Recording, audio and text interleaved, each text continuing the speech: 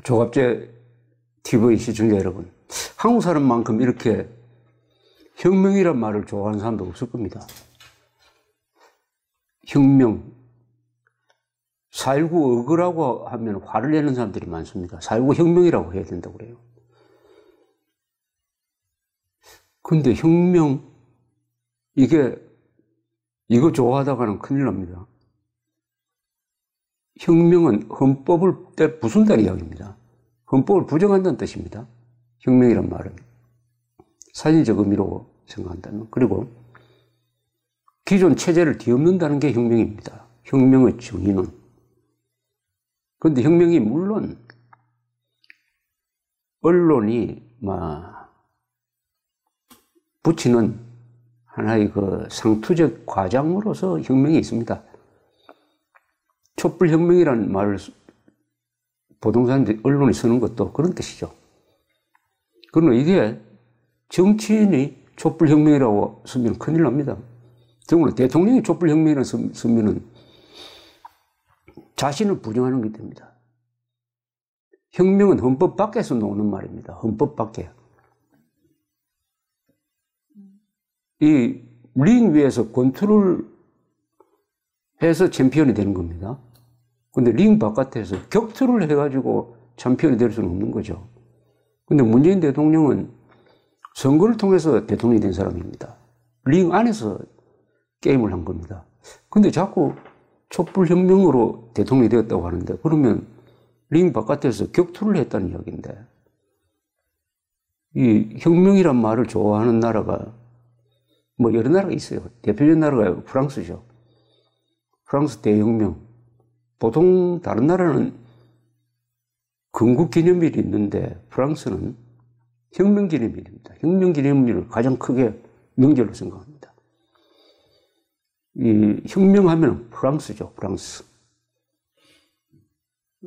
대혁명의 동생이 그 같은 계보가 러시아입니다. 러시아의 1917년 볼셰비키 혁명. 그래서 혁명을 제일 좋아하는 나라가 프랑스와 러시아입니다. 러시아. 프랑스 대혁명은 좌익혁명이라고 부르기는 힘들어요. 그러나 볼셰비키 혁명은 좌익혁명입니다. 혁명은 압도적으로 좌익혁명이 많습니다. 좌익혁명.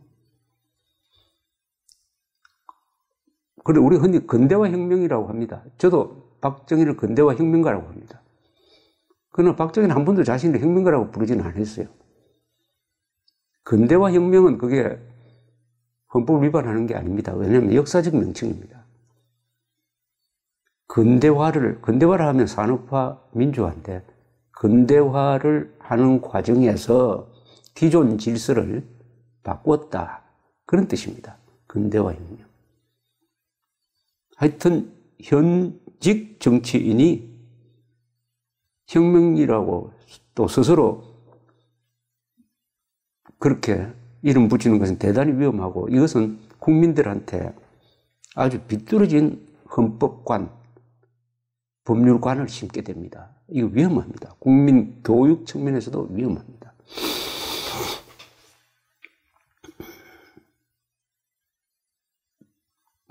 그런데 세계 역사에서 정치가와 혁명가가 대결한 게 있습니다. 정치가와 혁명가가 대결해서 정치가가 이긴 경우가 있습니다.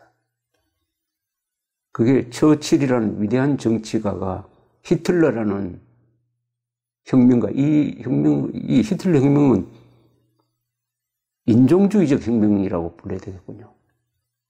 아리안족이 지배하는 세상을 만들고 유대인은 말살하겠다는 거니까. 그러니까 처칠이라는 자유민주주의 정치가가 히틀러라는 인종혁명가를 이긴 게 2차 세계대전입니다. 그 이야기를 좀 할까 합니다.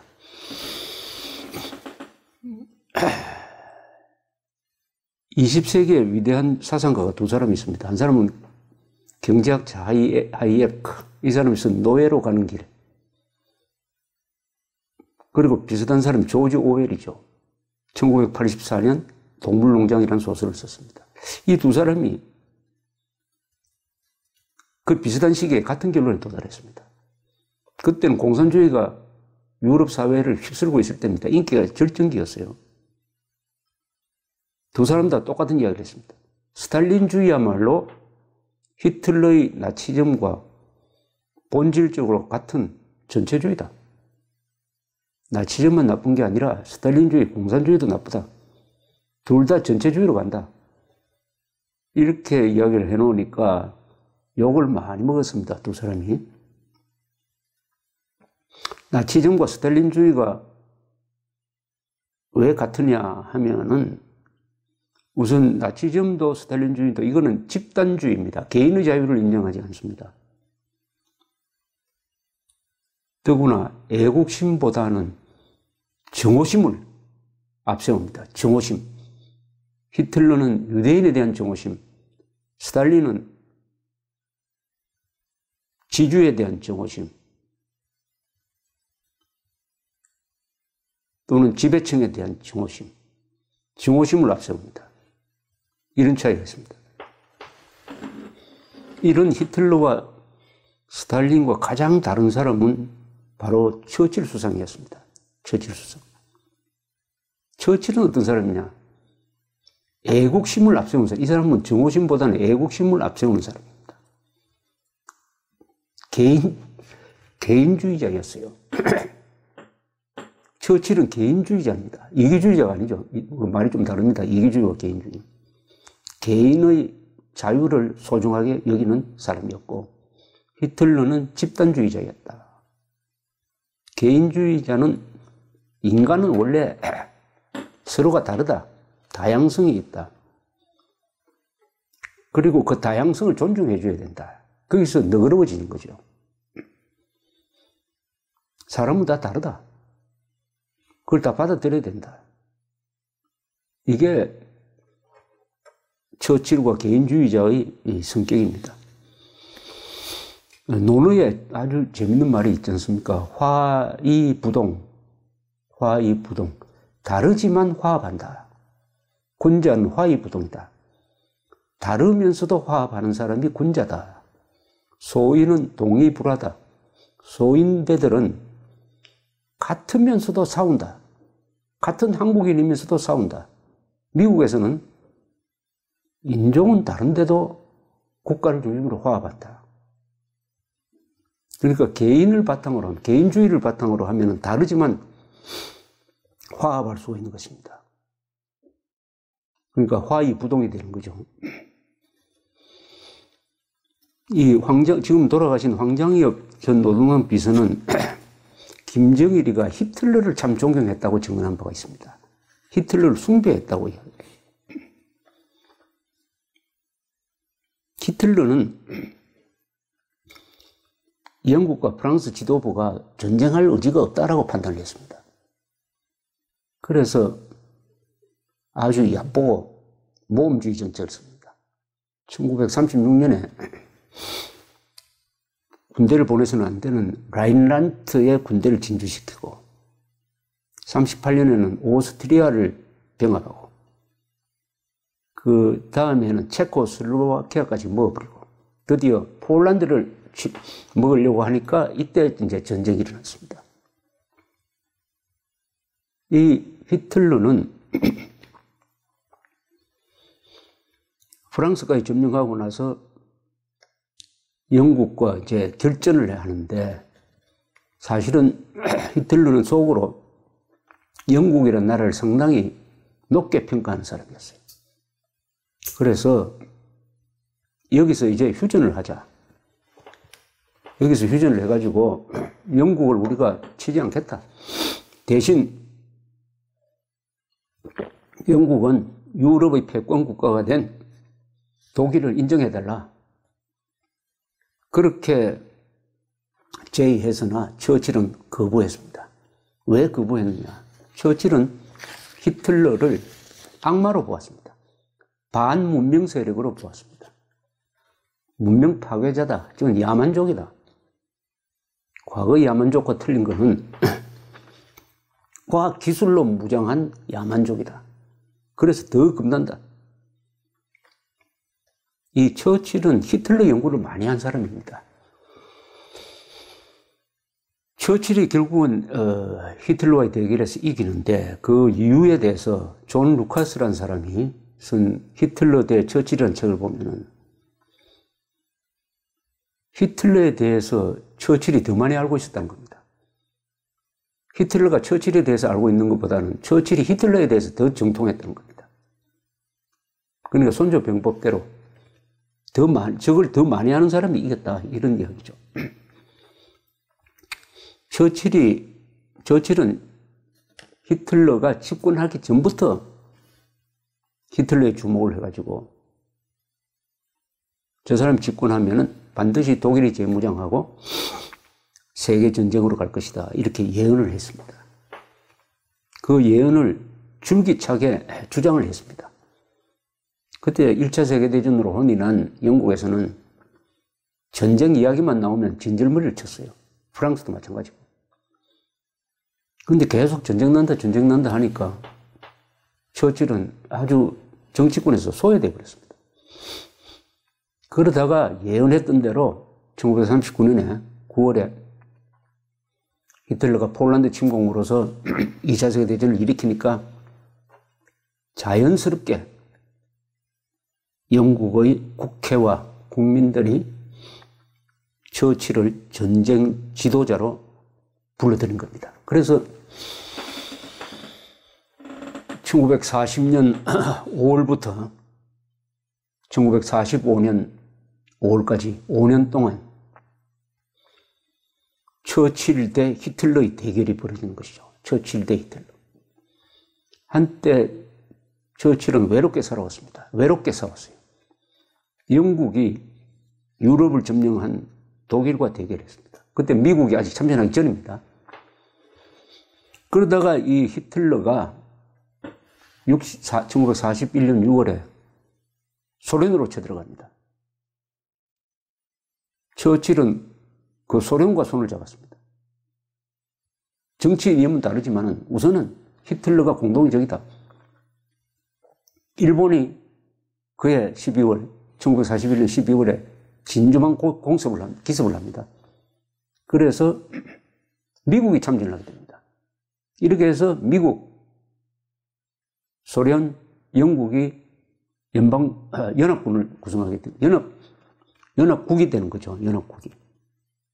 여기서 독일, 일본의 패망은 이미 결정된 것이나 마찬가지입니다.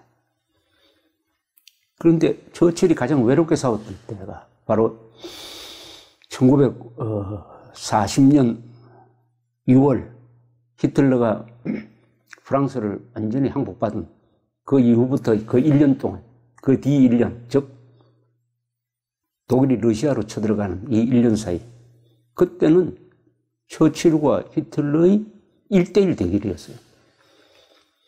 처칠이 아주 불리했지만 버틴 것은 역시 해군력이 있었습니다. 그러니까 히틀러가 도바 해협을 건너서 영국의 상륙작전을 할 수 없게 하는 막강한 해군력과 그리고 공군력이 있었습니다. 해공군력으로 버텼어요. 요 시절의 이야기를 쓴 히틀러 대 처칠이라는 책을 쓴 사람이 있습니다. 루카스라는 분인데, 존 루카스. 이 책을 읽어보면 두 사람을 아주 재밌게 비교를 합니다. 왜 처칠이 히틀러를 이겼느냐? 두 사람을 비교한 걸 정리하면 이렇습니다. 첫째, 1. 히틀러가 국가주의자였다면 처칠은 애국자였다. 국가주의자는 국가의 적에 대한 정오심이 앞서지만 애국자는 조국에 대한 사랑이 앞선다. 2. 히틀러는 처칠을 독일인의 적이고 시대착오적 반동주의자로 보았는데 처칠은 히틀러를 야만 시대의 악의 재현이고 과학 기술로 무장한 야만인이라고 규정을 했습니다. 히틀러는 성격상 정오심이 중심이고 처칠은 너그러움이 그분 성격의 주조였다고 합니다. 히틀러는 유머 감각이 없었는데 눈물도 보이지 않았습니다. 그러나 처칠은 자주 울었고 위기 때마다 유머 감각을 잃지 않았습니다. 히틀러는 남에게 약점을 보이지 않으려고 애썼지만 처칠은 자신의 약점을 숨기지 않고 당당하게 노출시켰다고 합니다. 두 사람 다 모두 늦게 자고 늦게 일어났답니다. 두 사람 다 독서를 많이 했습니다. 히틀러는 그런데 말을 중시하고 처칠은 글을 중시했다. 히틀러보다 처칠은 역사와 전통을 중시한 사람입니다. 역사와 전통을 중시하는 게 이제 보수주의자죠. 처칠은 이런 말을 했습니다. 운명의 여신은 관습에 등을 돌리는 사람에게 분노한다. 그러니까 전통, 역사, 미풍양 속을 부정하는 사람에게 운명의 여신은 등을 돌린다. 이런 얘기죠. 처칠은 히틀러를 유럽 문명의 파괴자로 보았고 자신을 유럽 문명의 수호자로 보았습니다. 처칠은 현실주의와 이성주의를 아주 교묘하게 융합하고 있었지만은 히틀러는 독일인 특유의 관념론에 사로잡혀 있었습니다. 히틀러는 독일 군대가 강력한 이유는 국가사회주의 이데올로기로 무장했기 때문이다. 이렇게 믿었습니다. 그러나 국가사회주의가 무너지고 압도적 과학 병기 앞에서 정신적 가족만은 싸울 수가 없었습니다. 루카스는 이렇게 이야기합니다. 히틀러가 관념론자라면 처칠은 원칙론자다. 그래서 결론적으로 정치가가 혁명가한테 이겼다. 이렇게 규정을 했습니다. 이렇게 정리합니다. 루카스는 처칠이 히틀러한테 이긴 이유를 저작자가 연설가에게, 세계주의자가 인종주의자에게, 민주주의의 귀족이 인민주의의 선동가에게, 전통주의자가 급진주의자에게, 애국자가 국가주의자에게 승리했다. 이 전쟁은 수백만 명에게는 큰 재앙이었으나 그 결과 세계는 그 이상의 재앙을 면할 수 있었다. 이 김정일이가 히틀러를 숭배했다고 하니까 김정은이도 아마 마찬가지 아닐까 생각이 듭니다. 이 김정은과 종북 세력에 대해서 이길 사람도 처칠과 같은 품성을 가져야 되지 않을까. 즉 애국자, 전통주의자, 개방주의자, 민주주의자, 그리고 책을 많이 읽고 쓰는 사람, 너그러운 사람, 유머 감각이 있는 사람. 한국판 처칠이 없는지 한번 찾아봐야 되겠습니다. 감사합니다.